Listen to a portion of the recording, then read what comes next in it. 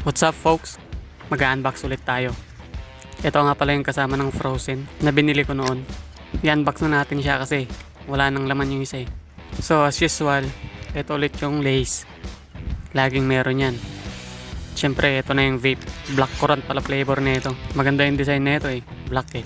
Black currant yung flavor tapos yung itsura niya black. Amazing! So bubuksan na natin siya. Pagbukas ko ng vape, umamoy agad. Napakabango.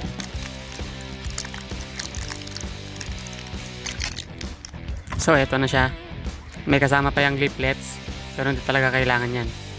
Ang astig ng forma niya, di ba? Black eh. Malas kasi dating sa akin ng mga black. So eto na siya. Shining and shimmering. Makinang to kasi may plastic pa yan eh. Pwede mong tanggalin yung plastic niya. Pwede namang hindi.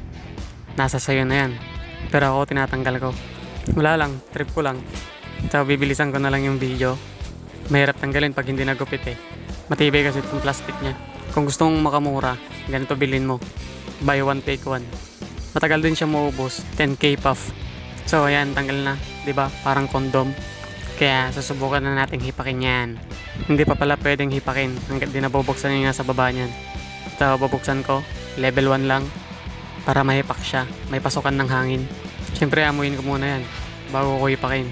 Parang pagkain lang din ganun. Napaka-smooth. Gusto ko yung flavor. So yun lang. Hanggang sa susunod ulit.